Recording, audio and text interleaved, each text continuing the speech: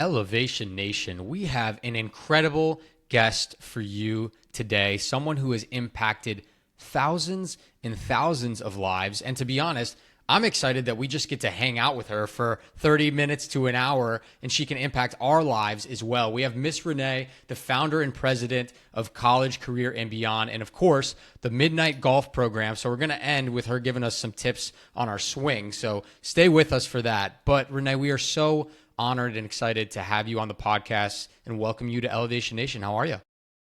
I hope you guys are doing great. We're doing great. I will say I'm coming to New York City. There was a big storm today, and I was supposed to get on a flight and was not able to get on my flight. But Renee, I'm excited for the golf tips, I will say. Among all the conversations that we have, I really need it. I'm getting worse as the years have been going on, which is not a good sign. But Renee, welcome to the pod. We're so excited to have you. We start every episode, every conversation with our guests the same exact way. And since it is Elevation Nation, we like to start off with an elevator pitch. We would love to learn a little bit more about who you are, what you're doing, both professionally and, of course, personally. Well, my name is Renee, and they call me Miss Renee. And I started this program 25 years ago. This month, it's 25 years when that idea really hit me. Midnight Golf started when I worked for the state of Michigan, Department of Human Services, and I was there 35 years. But my son played golf in high school. Well, he started in middle school. And he said, "Ma, I don't want to learn how to play this game." And I said, "Jason, you got to play this game because you can get a lot of scholarships." And he was like grumpy and didn't want to do it. But when he hit that ball the first time, that was it. He wanted to become a golfer.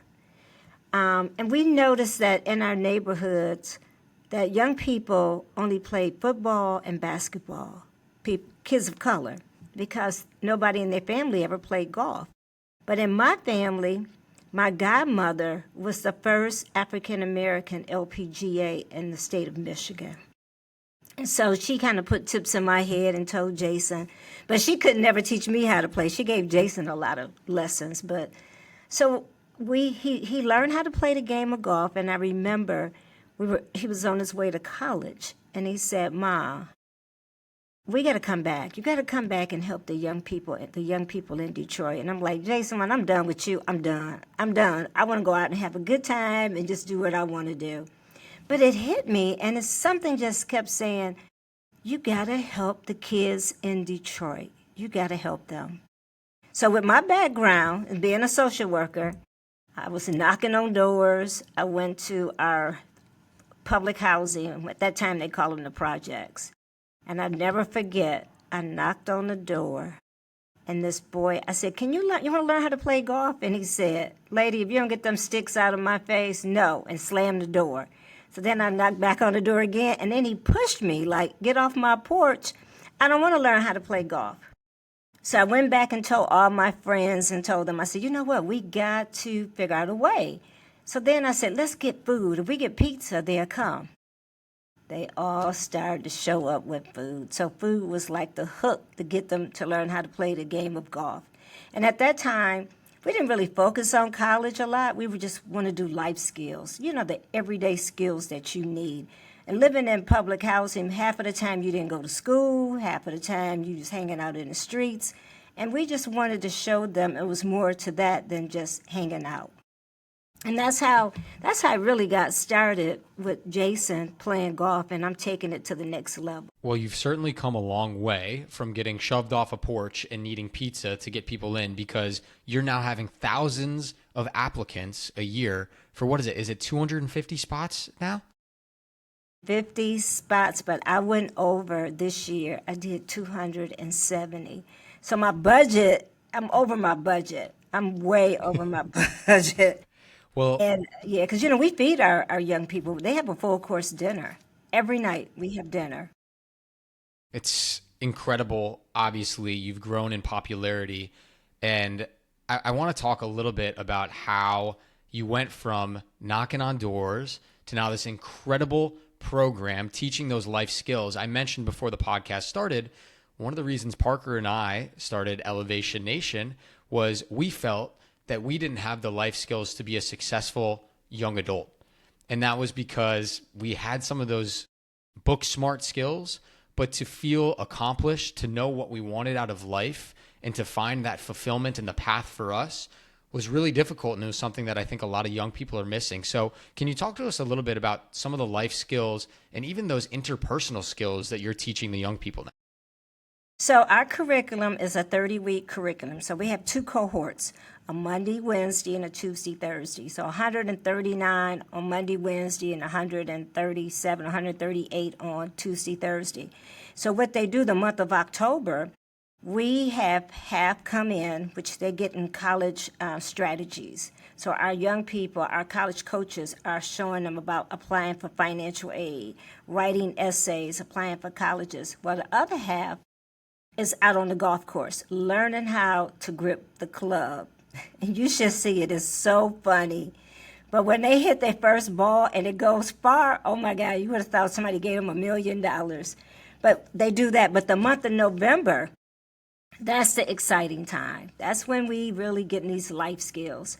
So we have thank you cards. Like 1 week on a Monday and Tuesday, we're doing thank you cards. They have to learn how to write a thank you card. They got to select 5 people who they're going to send the thank you cards to. They don't even know how to address the envelopes. Not at all.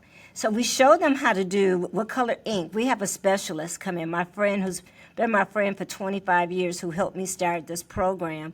She was the one who came up with the thank you notice, how to write a thank you card or a thank you note. And then they learn how to write thank you notes, and it never stops. Every day I get a thank you note. You should see my office is full of thank you cards. I got suitcases of thank you cards. Oh my gosh. But they learn how to write these thank you cards because it's so important. If you don't know, they're not teaching you in school, and your parents are not teaching you. They think an email should be a thank you card. So then we also have a session called dinner etiquette. So I rent a space, and a young lady comes in from D.C., and her company is called Scarlet Communications, and she teaches them dinner etiquette, the fine dining, where we have the wine glasses and all the silverware and all these different plates. She teaches them how to cut your chicken, how to cut the salad, how to eat soup the right way. You know, all those things you need to learn, they learn in this dinner etiquette. We have travel etiquette. We have goal settings. Twice a week they get a new life skills. They do financial literacy. We do poems. They know how to do speeches. Every Midnight Golf student must do a speech. If they don't do the speech, they got to come back and do it in front of everybody.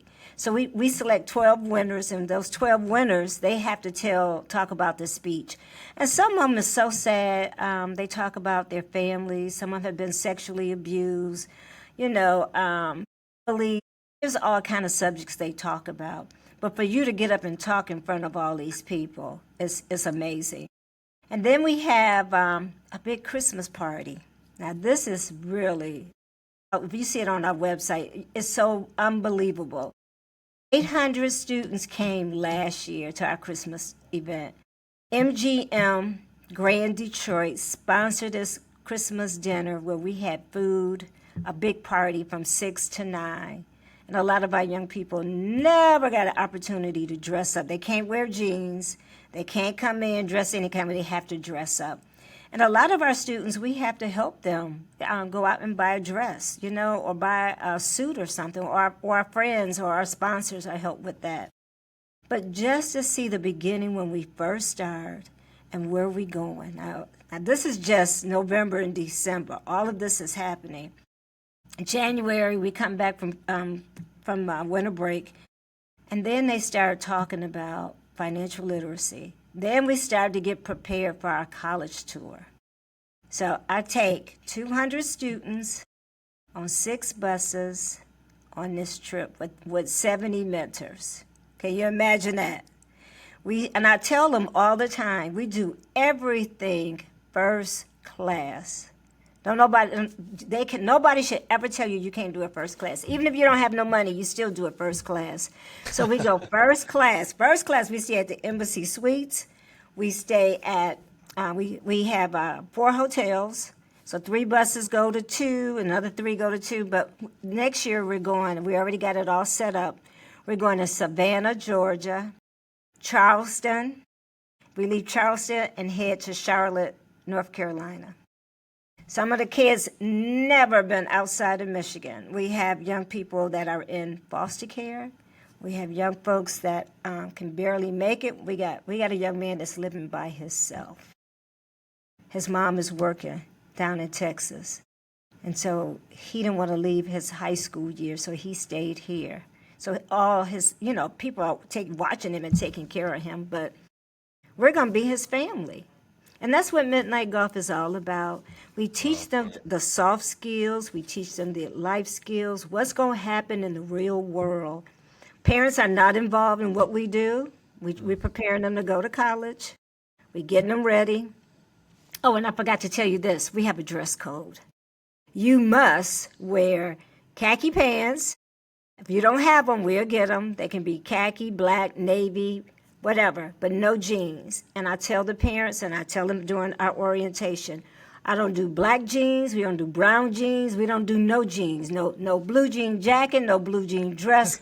Jeans do not come in my house, and that's exactly how I tell them all. So they don't wear jeans, and they have to wear a belt. Each male must wear a belt with their shirt tucked in. You have to wear a polo. You cannot wear a sweatshirt unless it's plain. You got to wear a sweater, we have rules. The guys got to take their hats off when they walk in. I've been doing this for 25 years, and I'm not going to change until the day I leave. Now, the next person come in, they may want to change, but I'm not changing it. And they like it. They like that structure. They like the discipline.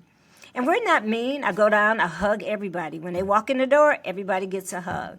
I'm there every night, Monday through Thursday. Well, Renee, it's absolutely incredible to hear you talk through how the program has evolved. I think it hits really hard and home for me and Sam and what you're doing with the young adults who you're forming, and you're helping grow not only those EQ skills, but life skills that are going to take them so far. But something that kept ringing in my head is there's so much, it seems, that goes into this program. It's not something that happens once a month. It's not something that happens once a year. It's happening weekly. And you said for 25 years this program has been going on.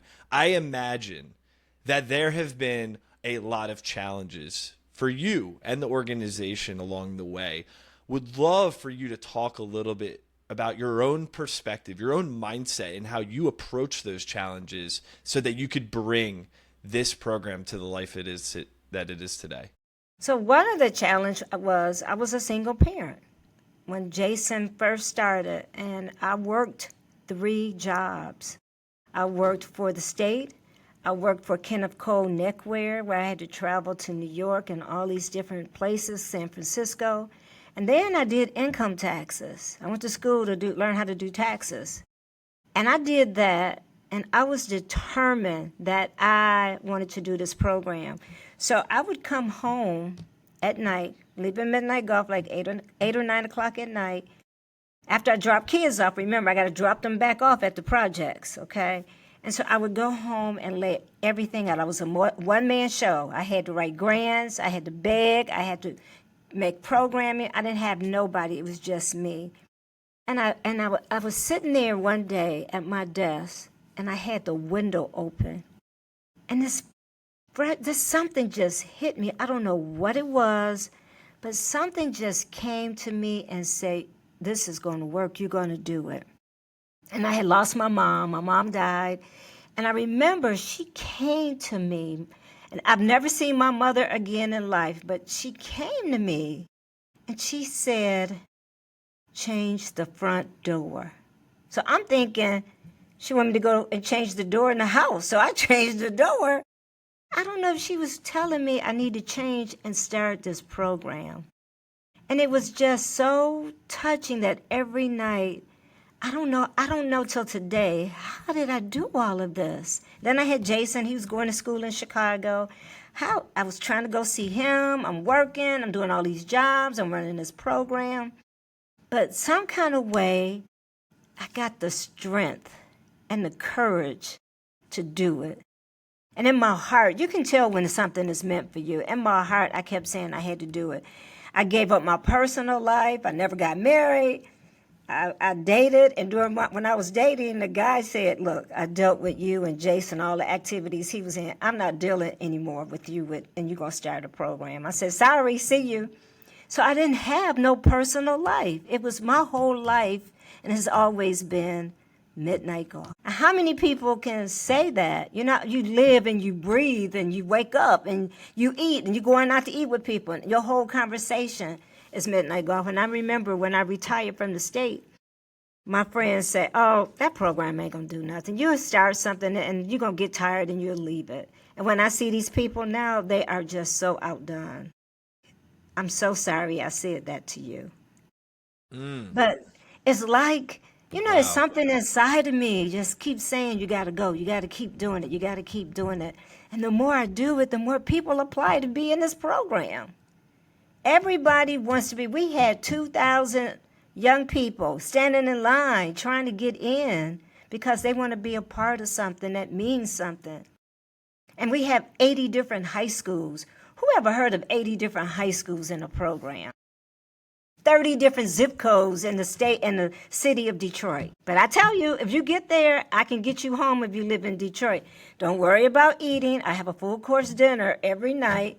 Just come to learn, have an open mind, be ready, be excited, and you want to do this. And this will take you a long ways. I mean, Miss Renee, it's incredible the mental fortitude that you've shown by continuing to do something so long. Now, Parker and I have only done Elevation Nation 5 years, 1/5 of the time that you've been doing your thing. But I want to tell you, very similarly, when we first started, we had close friends, acquaintances say, you guys are doing what?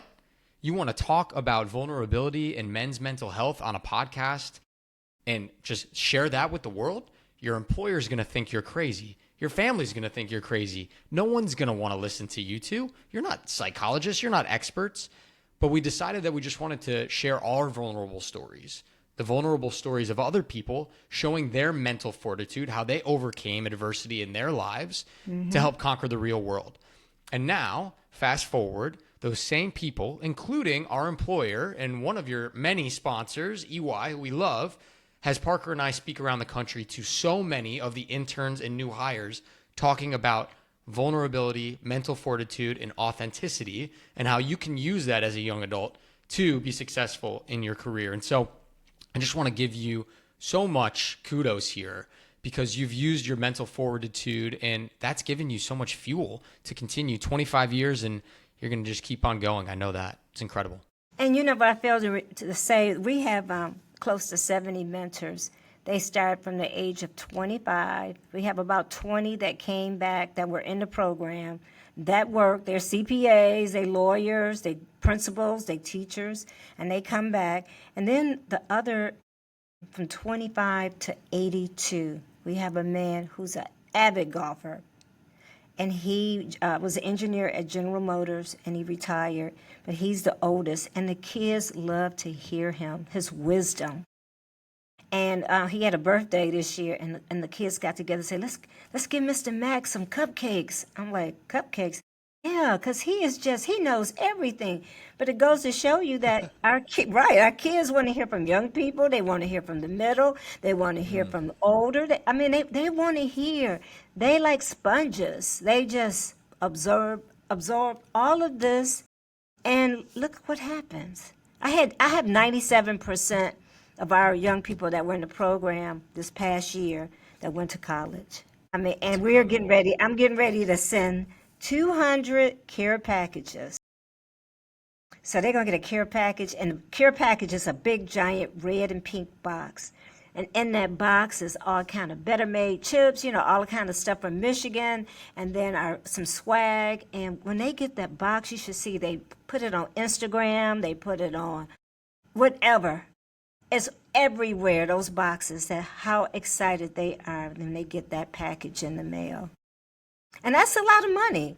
It costs me a lot of money to send those packages, but it's worth it, And yeah, we beg all the time. I beg, like we need to continue to grow this program. You have to have funding. Like our food. Food is expensive, but I want them to have a decent, nice dinner. Midnight, like I said, midnight golf is just like my family. It is my family, but to breathe it, like you guys doing your job, to breathe it, to feel it, to touch it, and to see how many young people you're helping, it's amazing. Something that Sam and I are very passionate about, and when we speak around the country, we talk about the importance of authenticity and vulnerability, not only with self, but with others. And we're always very curious in how organizations and leaders and supervisors are crafting an environment of authenticity so that those people who are living in that environment can be their best selves, show up in who they truly are. And Renee, it sounds like you're crafting that environment, a space where people want to be because you allow them to be who they truly are. Could you talk a little bit more about some of those pillars and how you craft such an amazing, authentic environment at your programs? So, when I noticed when Jason was younger, how they were all dressed, you know how golfers are, and you go to these country clubs. And I noticed that everybody was so proud of their clothing and how to act. And that's the way I try to teach our young people. You're representing the brand, which is our brand, our logo. You're representing us. And so everything, including the mentors, I talk to them the same way. They cannot come in my program without dressed the right way. And so I try to be myself. I'm not trying to be somebody I'm not. But I want to give. And how many people do you see in the real world is giving? Everybody is always taking. They take until they can't take anymore. But I'm always giving. And I think that's what makes me so different. It's not weird. It's just different. And I feel, how you feel it? Like how y'all feel about this? You're excited about it. And I think it feels good to give.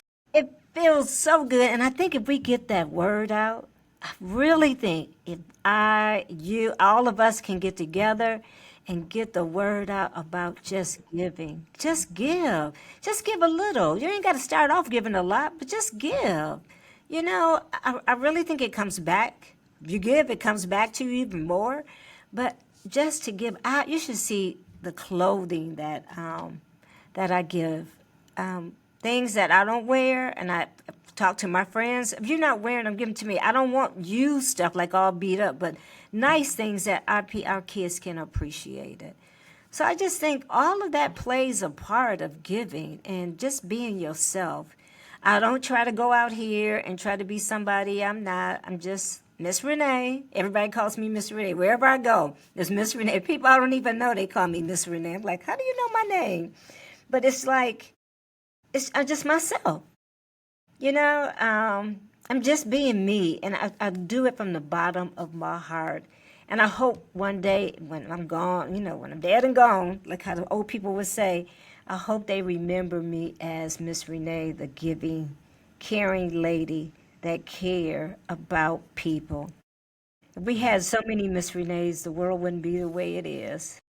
But my grandmother, my mom, and my aunt, those three strong women taught me how to be like this. They really taught me giving. I know Sam's going to jump in, but I just wanted to say, Renee, Miss Renee, sorry. It is really just warming me to feel like how your authenticity and who you are is and showing up each and every day. That is, it seems as if, like the secret sauce and helping other people show up and feel like they can give.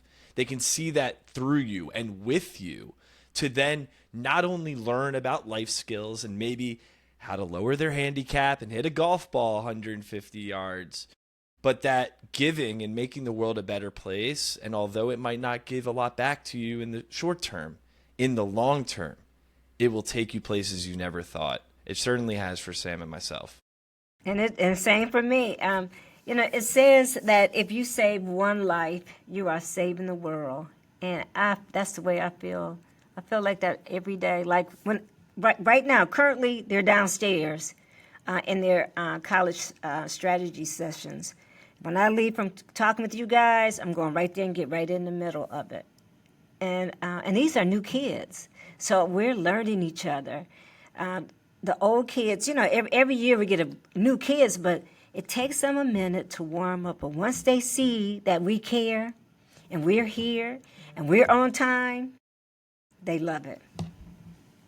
They love it. The impact you are having, I hope you know. I think you do. But I hope you take a second to take a deep breath and pause on looking forward at all you want to accomplish. And I'm saying this as a hypocrite because Parker and I struggle with this immensely. You're like us. You're an entrepreneur. You're a builder. You're a go-getter. And so there's always something else that we want to do to have a greater impact. Mm-hmm. And Parker is good at this and bringing me back down to earth. And he says oftentimes, Sam, stop, chill, take a breath, look at all the people that we are helping. Look at the impact that we get to have.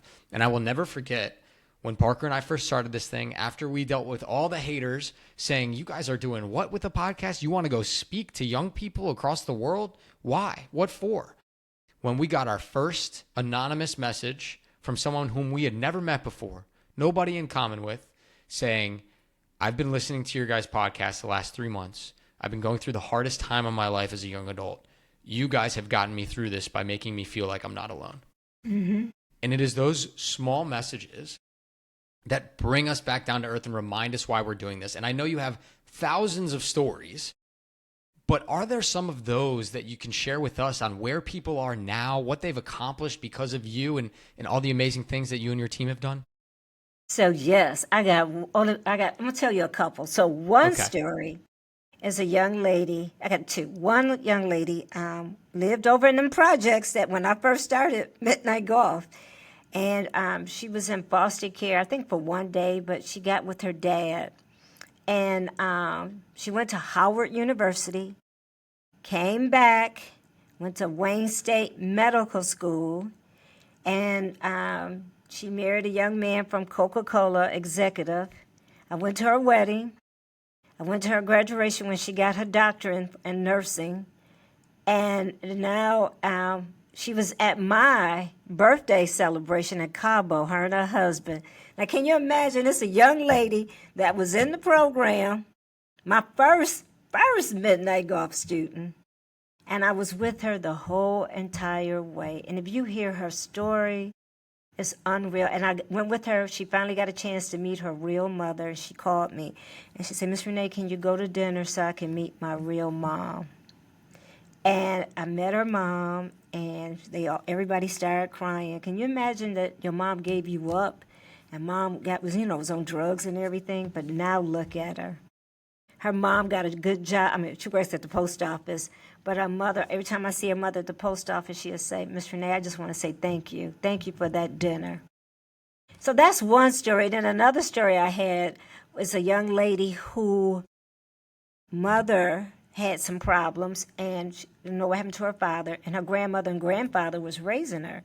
So I used to take her home at night, and grandfather said, no, she's not going to college. She's going to work in a factory. I said, nope, she's going to college. So she ended up going to Kalamazoo College. That's a very, very prestigious college. She became a doctor. She's a gynecologist. She's in Atlanta. Both of those girls are in Atlanta. Amber has got her own practice. I took some Midnight Golf kids to see what you can do.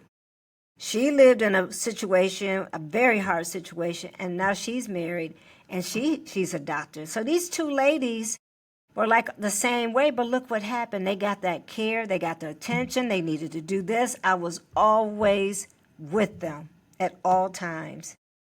And that's what we have to do. We all should be trying to help somebody. You know, young people, we have a young man right now that's working on his CPA, but we're there. We're there for them. You know, he comes here. His two siblings are in midnight golf now. He said, Miss Renee, I just want you to help them like you helped me. But we can do it. You guys are doing it. We all can do it. It's not hard. You just got to have that grit and that determination and that motivation, and it can be done. And we call that mental fortitude. It's the understanding of who you are, your vision for what you want to bring to the world, not only for yourself, but others, and their fuel, the thing that fires you up to get out of bed every morning and keep going and keep pushing and push through when those inevitable hard times come, because that we're human. They're going to come, right? They're going to come. Yeah, they're going to come. Yeah. And you know, I didn't tell you guys when I first started the program, I took the money from my 401k, my retirement money, and started this program. I had a friend who's still my best friend till today, the lady who does the thank you cards. Her family paid for us to get our 501c3. So, you know, we do a lot. We gave out thousands of dollars, over $250,000 in scholarships this year. I got on the phone and started calling people. I said, look, I got a Miss Renee scholarship. I need you guys to get on board with me. People start coming from everywhere giving out scholarships because they want to see. Some are renewable, some are not, but they want to see our young people go away to school. So I got to fundraise. I got to get out here and help. You know, we have a grant writer, help prepare the grants. But I can't stop. And we got a brand new building, beautiful building. I always had in my mind that I wanted my own midnight golf home, and I got it. But it takes a lot of money to run this place, lots of money. Don't ask for something and you may get it. You know, I kept praying to beg it. I want a place. I got to have a place because we were going to different. We would leave our office to go do programming at a college, and you got to tear everything down and you got to put it together. And, and I kept saying, please, please, please. Somebody donated, one of my board members donated this building, but we had to get the money to do the inside. This building is $12 million. And we need, we're going to need help. So, hey, I took that leap of faith. I'm out here. I'm going to do the best I can and put my arms around it and put my arms around my young people. And just keep praying that something else good is going to happen to Midnight Golf. Well, I have to say, a lot of good has already happened. And of course, more is coming. You're just an incredible human being. And on the topic of your new building, I have to give you a shout out. You have one of the coolest pieces of art I've ever seen in my life with all the golf balls in the logo. Is yes, so cool. Oh, and my gosh. son Jason is working here. He's the chief development officer, and they came up with this idea, and we're in the process of they having a big golf event here Saturday where they're going to be pushing the golf balls, selling the golf balls. We want to make $1 million on the golf balls. Love it. Yeah, I love it. It's incredible. Well, wow. I want to ask you, Parker's going to ask you what's next in a minute. But I want to ask you something, Miss Renee, something that I think is so important. We've heard for the past 30 minutes about you and your story and how much you're given. I want to ask you about you. How are you feeling with so many lives impacted, with burning the midnight oil, pun intended, on every night, working so hard? Obviously, you now have this beautiful new building, which comes with many new projects for you and your team. But Miss Renee, as a human being, as an individual with your own needs, your own tiredness, your own wants and desires, how are you feeling? How are you doing? I'm doing great. Like this weekend, this is my first weekend that I had just not to do anything. You know how every weekend is something you got to do? And I stayed at home Saturday, and I looked at Downton Abbey. I just wanted to just do nothing, and it felt so good not doing anything. I go to so many events. I went to some Thursday night, Friday night, and I just said, forget it. I'm staying home. I just don't want to do nothing. And it's like a breath of fresh air, like this is the first time I got a chance to stay home. We're getting ready to start doing a lot of traveling because when we take our young people on that college tour, I like to go and make sure the hotels are okay. I want to make sure, although it's the Embassy Suites, but I want to make sure when was the last time you had a renovation? When are you getting ready to have one, or did they complete the renovation? I want to look between the beds. I'm doing everything a mama or a grandmama would do. You said first class. You meant it. First class, we're going to the golf course to make sure all the courses are okay. We're going to see the colleges. I'm going to the restaurants. I'm going to see just everything because I want everything to be ready for March. And then next month, I go to Charlotte and I do the same thing just to make sure that our young people, everybody's going to be safe. Everything is going to be fine. But I got to raise that money too. We have to raise close to $400,000 to take them on this tour. So I'm preparing myself. You know how you just sit back and you got this to do, that to do. Oh, and I forgot. We got an event we're doing in New York. One of our Midnight Golf alums is the James Beard Award. He won 2 awards. Oh, yeah. At Saga Restaurant in New York, and he's hosting a dinner for 15 people. And so we are trying to find our friends and ask our friends in New York to come to this dinner. It's a fundraiser, but we want people to know about Charlie and his story. Charlie has a wonderful, beautiful story, and how he got started cooking. So one day, I don't want to tell you this quick little story about Charlie. So I went to dinner with a Midnight Golf. I went to dinner with a Midnight. He had been through the program, and so I went to dinner with a Midnight Golf student and her parents. And so I went to the bathroom and came back out. And so Veronica said, Miss Renee, it's a young man who's in Midnight Golf, but he's embarrassed. I said, embarrassed for what? Well, he don't want you to see him working in the kitchen. I'm like, I don't care. So the manager came out and told me the same story. I said, go in there and get him, bring him out. And he came out, gave me a hug, and he said, Miss Renee, I'm just so embarrassed because I started college and I dropped out. And then I think about that story when he told me that. It was in the summer. This young man is the chief executive chef at this restaurant, which is on the 63rd floor in New York, with all these wonderful awards he won. And so when I went to see him I went there last week to set up everything. He gave me a big hug. We took a picture.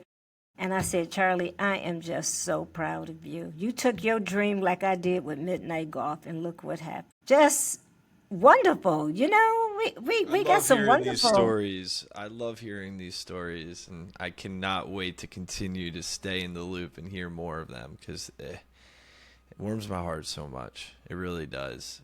So, when young people say, oh, I'm tired, I can't do it no more, they need to think about all the struggles and all the things it takes. You have to be tired to do it. It's never going to work if you're not tired. You have to be tired. That's the whole purpose of it. You got to be tired because you got to feel it and you got to want it. And if you don't feel that and you don't want it, and if you're not tired, it's not going to work.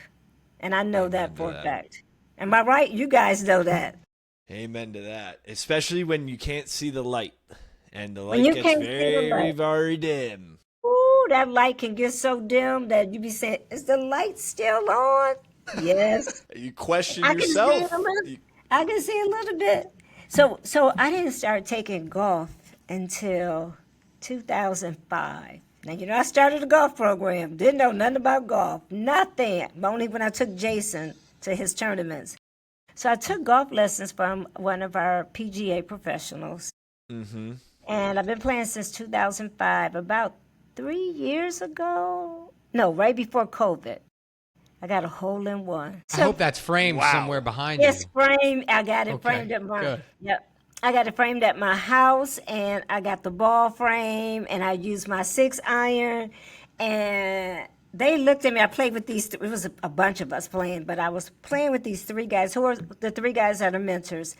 And they were standing around looking, shaking their head, doing this. I said, what's wrong? My ball went in the woods? And they said, come here. I'm like, I'm not going in there to look for my ball. They said, come here. I looked in the cup. There was my ball. No. Can you believe that? How was that feeling? How was that day? That was so exciting. I had to buy everybody drinks. And I had a pink golf ball. And you have to buy, when you get a hold of one, you got to buy everybody a drink. Of course. But just to see that, it shows me that determination.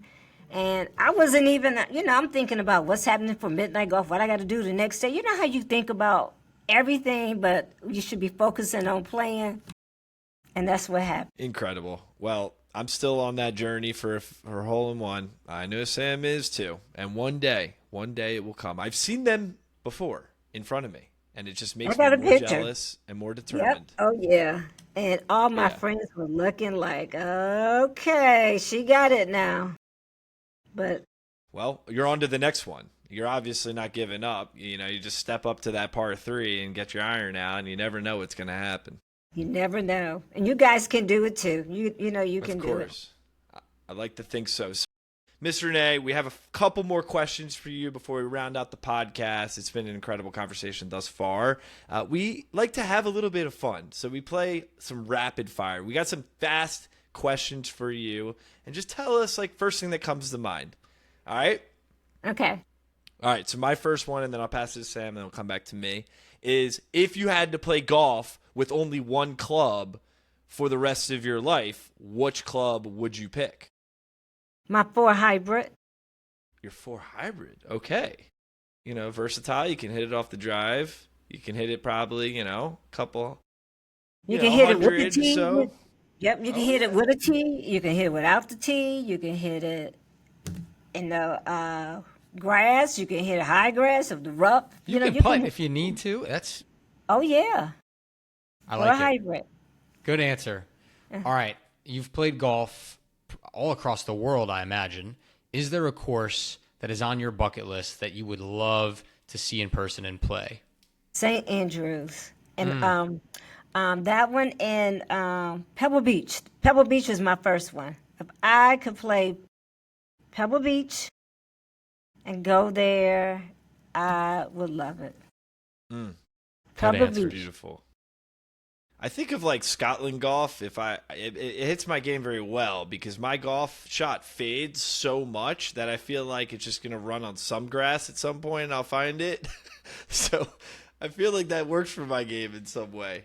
I love that. Okay, last one. I got a full bookshelf. It's literally full. I need another shelf of new books. We always ask every person who joins Elevation Nation, do you have a book recommendation for us? A book that's just inspired you so much that you want other people to pick up as well? So the book I read all the time is St. Marshall. St. Marshall was the CEO of the Dallas Mavericks. And so I met her at Dow at an event, and she started taking our midnight golf students, giving them scholarships. And her book reminds me so much of myself. She never gave up. And it's the only book she got, St. Marshall. She was the CEO of the Dallas Mavericks. And she retired. She was the first president of AT&T in North Carolina. But her story, she had breast cancer, and she has a remarkable story. And I saw her this summer, and she said, I really got to figure out, I want to help you with all the kids. I want to help you. So that her book, I pull that book out a lot. And Sheila Johnson from BET, Sheila Johnson that was married to Robert Johnson. Oh, she has a wonderful story also. She owns a lot of golf courses now. There you go. You're finding connections all over the place. I love it. We have our final question that we ask everybody on the podcast. But before we do that, Miss Renee, I want to make sure we give you an opportunity to plug what you need right now. We obviously heard you are fundraising nonstop. We will add a link to your website so folks can donate that are listening to Elevation Nation. But beyond that, I know there are some other requests for clothing and things of that nature. You're going down to Savannah. That's where my parents live. I'll give you food recommendations. I got some good restaurants for you to try. So what can the people provide for you to help support you and your amazing cause? So one is the financial, money. The second one, golf clubs. We we buy brand new clubs. So we have to buy 250 sets of clubs. Well, I got 270 kids, so 270 sets. If I could get a sponsor to sponsor those golf clubs, I paid this year around $85,000. So if I could get a sponsor, just say, look, I will sponsor the golf clubs for you. Clothing, everybody gets two brand new golf shirts, a jacket, and a hat, and they come from Antigua. That's a golf apparel that's down in Arizona, and they give it to us at cost, but that costs about $60,000 to $70,000. Backpacks, we spend about $15,000 for a heavy-duty backpack because those backpacks they take to college. They use those backpacks. People see them all in the airport. Oh, I was in Midnight Golf, or, talk about that backpack was so important. And the hats.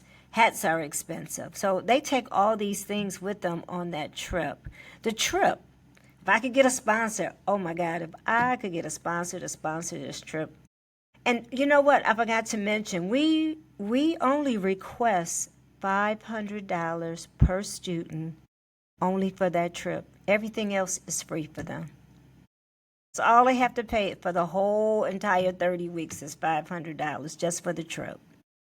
And in our building, we have naming rights. We have a sustainability where we want to, if you want to put your name on the building, if you want to do the rooms, we have different prices for this building.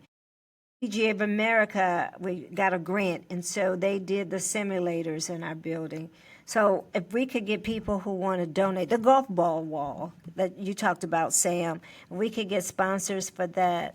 To continue to grow this program, I'm hoping that we eventually can have juniors and seniors. We can get juniors. They won't get everything the seniors get, but they will be starting to get, be in a program and start getting some of those things. So those items, our food bill is very expensive. If we could get sponsors for these things, that would really, really help our program. Well, the way that we get all of that, or at least start, is we talk about it. And hopefully this podcast gets to some people who can help out an incredible cause to round out our your first podcast. My first podcast. We ask every single, we call them elevators, people who are elevating themselves and others every single day. We've welcomed over 225 people to Elevation Nation. And everybody on the podcast, as well as the thousands and thousands of people that Sam and I have spoke to around the globe, all have one thing in common. And that is a mental motto, a phrase that they live their life by. And so, Miss Renee, it would not be Elevation Nation if we couldn't hear your mental motto. Do you have a slogan, a quote, a phrase that you live your life by? Yes. So my slogan would be giving, to give from the bottom of my heart. You got to feel it. Remember, I kept saying you got to feel that. You got to feel that energy. You got to feel like I want to do it. I don't want to complain, but giving is mine. I just got to give. I want to give until I can't give no more. You're a beautiful example of that.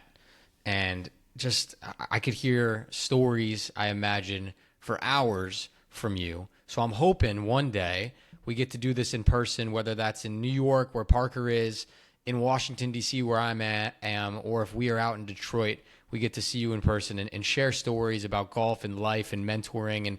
And I just want to thank you for being an incredible role model for so many people. You can add 2 more to that list right now with Parker and myself. And we are just so honored to welcome you to the nation and are here to help however we can. Miss Renee, thank you for joining us on Elevation Nation. We appreciate you. And thank you. Again, if you guys in Detroit, come see our new building. Deal. Okay, Deal. thank you. As long as you let me go on the simulator. Yeah, you can come on, and I have you a All right. PGA Pro waiting for you.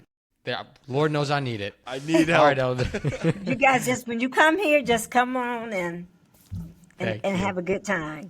I love it. All right, Elevation Nation. Until next week. Peace.